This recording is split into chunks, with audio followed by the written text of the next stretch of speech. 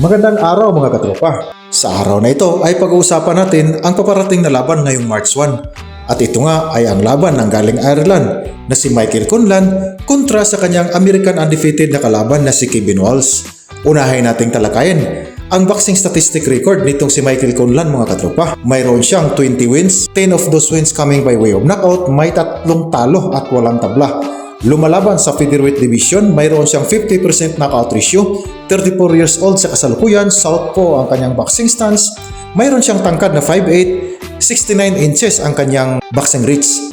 Yung kanyang huling 3 laban noong December 2, 2023 kontra kay Jordan Hill at dito natalo siya, na-upset dito si Michael Conlan mga katropa sa pamamagitan ng technical knockout sa round 7. Nasundan noong March 7, 2025, nakalaban niya si Asad Asif Khan at panalo siya sa puntos via round 8. At yung huli sa September 5, 2025 kontra kay Jack Battison at nakuha niya yung panalo via technical knockout. Ngayon, dito naman tayo sa kanyang makakalaban na isang American undefeated na si Kevin Walsh. Si Kevin Walsh ay mayroong magandang record mga katropa. 19 wins, 10 19 panalo ay nakuha niya via knockout. Walang talo, walang draw. Parehong lumalaban sa featherweight division. Mayroon siyang 52.63% knockout ratio. 33 years old sa kasalukuyan, orthodox ang kanyang boxing stance. 5'7" ang kanyang tangkad at mayroon siyang reach na 65 inches. So pagdating dito sa kanilang statistics mga katropa, halos identical lamang maliban lang dito sa kanilang reach lamang ng 4 inches ito Yamado na si Michael Conlan. Yamado si Michael Conlan sa paparating na laban na ito mga katropa at underdog naman itong kanyang undefeated na kalaban na si Kevin Walsh. Yung huling 3 laban ni Kevin Walsh mga katropa ay noong May 10, 2025 kontra kay Tremaine Williams at nakuha niya yung panalo via 10th round split decision.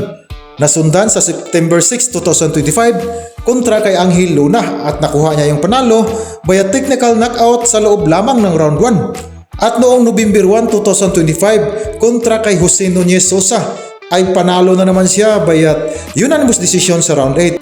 At tingnan natin dito mga katropa, no, yung kanilang key major factor comparison.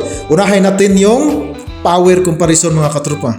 Sa power comparison, base sa aking pag-oobserba sa kanilang mga previous na laban, yung dito sa huling 3 laban mga katropa, ay halos pari-parihas lang mga katropa yung kanilang power comparison mga katropa. Although mas lamang talaga si Michael Conlan pagdating sa experience ng laban mga katropa. May pagdating sa mga mas kilalang na mga kalaban ay lamang itong experience ni Michael Conlan. So patas lang natin pagdating sa power comparison dahil may lakas din itong kalaban na si Kevin Walsh, no?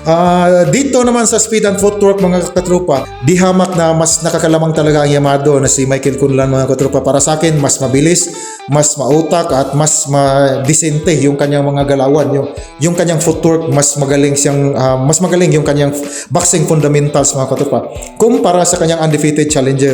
Dito naman tayo pagdating sa endurance at durability. Dito nilagay ko na bahagya na lamang itong kanyang challenger. Base kasi sa obserbasyon ko dito sa mga previous nilang laban mga katropa, ito kasing si Michael Conlan, maganda yung panimula niya nito mga katropa. Subalit pagdating ng mga later rounds, diyan kasi nakikita ko sa kanya, nagbabago kasi yung kanyang lakas, mga nabawasan yung kanyang lakas pagsapit ng mga later rounds. Diyan mag-iepekto yung kanyang fatigue mga katropa.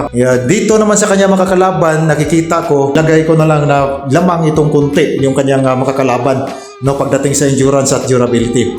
Ang problema lang dito ni Kevin Walsh mga katropa, kung mapapansin din niyo, no, panoorin niyo rin yung kanyang mga previous na laban. Madali kasi siyang i-counter at saka mayroon din itong habit na hindi maganda. Pagkatapos niyang bumitaw ng 1-2 na kombinasyon, open na open talaga ito mga katropa. At yan ang hindi niya pwedeng gagawin dito kay Michael Conlan, lalo na sa mga unang round. Dahil malakas pa si Michael Conlan, mabilis at saka marunong gumamit ng distansya, kaya mahirapan siyang makakounter dito kay Michael Conlan sa mga unang round. Yun nga, yung problema lang talaga dito ni Michael Conlan pag lampas ng kalahating round sa kanilang bouts mga katropa, sa kanilang schedule. Round 10 yung schedule nila. Subalit pagdating na ng mga later rounds nito, magfi-fade talaga yung galing nitong si Michael Conlan. Ilang laban na talaga, no, dito yung kay Jordan Hill, yung kay Leewood, no, pabor sana siya sa panimula. Subalit biglang mabawian dahil yun sa madali siyang ma-exhaust, no? Ma-exhausted siya.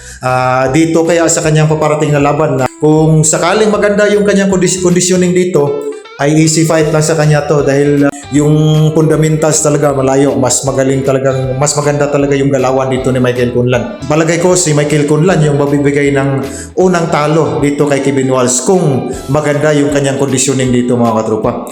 Pero mayroon ding potensyal na makagawa ng upset dito si Kevin Walsh mga katropa. Yun nga, kung madadala niya ito sa deep water, no? O so hanggang sukdulang 10 rounds.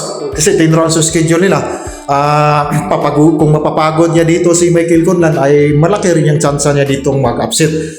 So, final prediction ko dito mga katropa sa laban na ito, pipiliin ko talaga ditong manalo yung Yamado. No? Sa pagkakataong ito, dito ako sa Yamado, dito kay Michael Kunlan. Papaboran kong manalo dito si Michael Kunlan via decision mga katropa. Kayo mga katropa, sang-ayon ba kayo sa aking prediction dito? Ipaki-comment nyo na lang mga katropa. So hanggang dito na lang muna. Hanggang sa muli. Paki-like and subscribe po mga katropa.